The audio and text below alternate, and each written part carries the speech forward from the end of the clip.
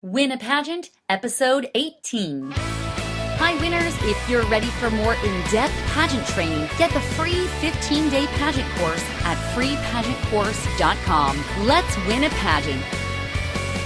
Hi winners, welcome to another episode of Win a Pageant. I'm your coach, Alicia Darby. In this episode, I'm going to teach you how to create a custom on-stage introduction that will wow the judges without losing sight of your true self. Now, the pageant introduction is often the first impression that the judges and the audience get from the contestant. So it's vital that the introduction is authentic and is also consistent with who the contestant truly is. And it can't hurt, of course, if it's also intelligent, entertaining, educational, and memorable. Now, that can be a lot to cram into 30 seconds, but in this episode, I'm going to walk you through an easy process to come up with an engaging onstage introduction.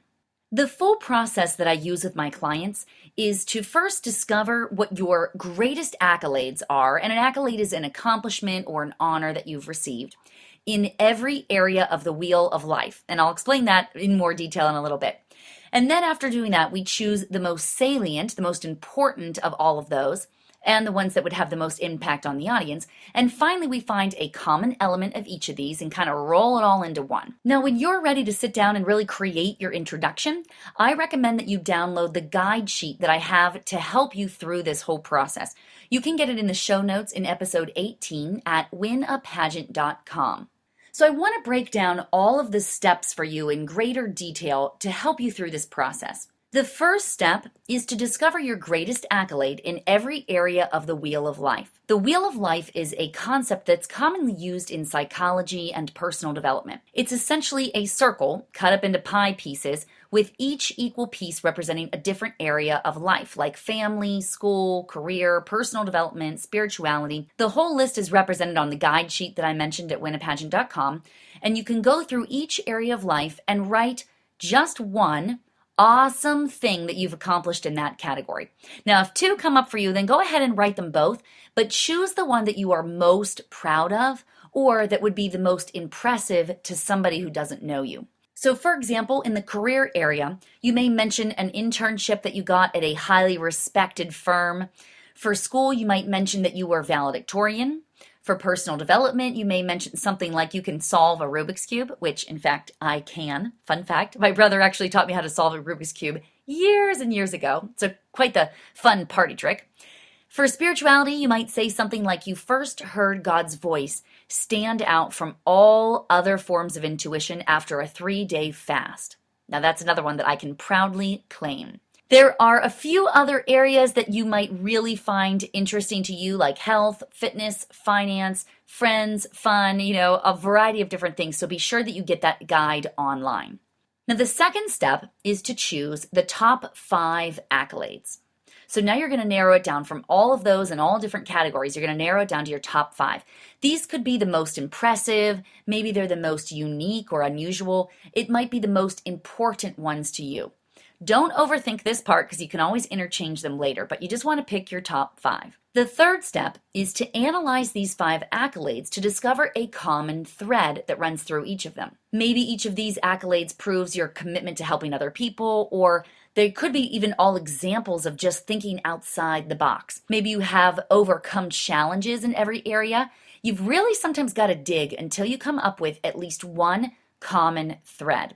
Usually my clients and I are able to come up with at least 2, so you might have some success in this area. Sometimes we've even gotten up to 4 very obvious commonalities of those top accolades, but you want them to be very obvious. Don't make it too far of a stretch. The fourth step is to create just a brief paragraph mentioning each of the accolades by highlighting the common thread in each of them.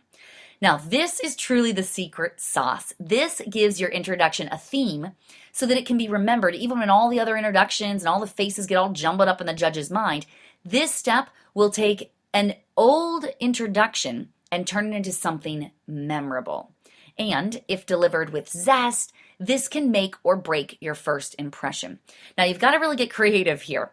Usually I write a phrase or a sentence for every one of the accolades, and then I put in a cute beginning and an ending to the paragraph, And then I go back and weave in the mandatory components like your name, age, and hometown. I do that at the very end.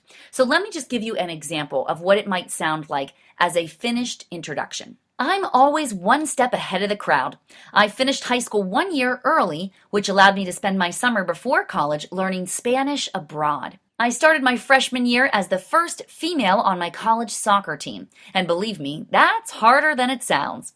But that prepared me to live in Anaheim, California at the age of 19 and be the youngest paid intern at Disney. I hope to be the first female president, but first, I'd like to stand out as your Miss title holder. With one foot always pointed forward, I'm Rachel McKinley. So that gives you an example of how I might weave together. So of course you can tell there that the theme is always one step ahead of the crowd, finishing things early, that type of thing. So always, the youngest and the first female president, things like that. So with one foot forward, and we started with always one step ahead of the crowd. So those are the intro and the outro, like those quick beginning and ending sentences. Now, after you've crafted that initial draft, the fifth step is to trim out all the fat. You want to get rid of connecting statements, repetition, and anything that's unimpressive or unrelated to the theme. This part will help you to narrow down to fit within the time limitations. So you want to really practice it. You can practice reading it just like I just did. You want to practice it and practice it and practice it until you're able to cram it down into, whether it's 30 seconds or 60 seconds, so that you know if you're able to provide more information or if you need to trim out the fat. And then finally, you've got to practice how you'll say the statement to infuse your personality and to make it more engaging and entertaining to listen to. Now, always rehearse with 10 times more energy than normal human interaction, okay? Because when you are on a big stage with bright lights, everything has to be overdone to really communicate your energy. Theater participants are great at this. So if you find this difficult for you, then it would be great to join the drama club or to take an acting class or an improv class to learn some basics. Now you have a perfectly timed, entertaining, and memorable introduction.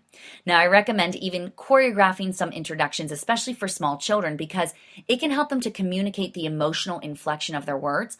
Plus, it'll help you remember what you mean to say next. Now, don't overdo this, of course, but the gestures should be just at the start of each phrase. It could be helpful to just jog your memory to see what's next. And that, ladies, is how you win a pageant. Thank you so much for joining me today, and don't forget to get that introduction writing guide sheet that I mentioned in episode 18 at winapageant.com. If you haven't signed up yet, join us at freepageantcourse.com and get into the 15-day program for free. I'll see you guys next time. To learn more and to get valuable resources to help you win, visit winapageant.com. Hey there, I'm Alicia Darby, and I just want to say thank you so much for watching that last video.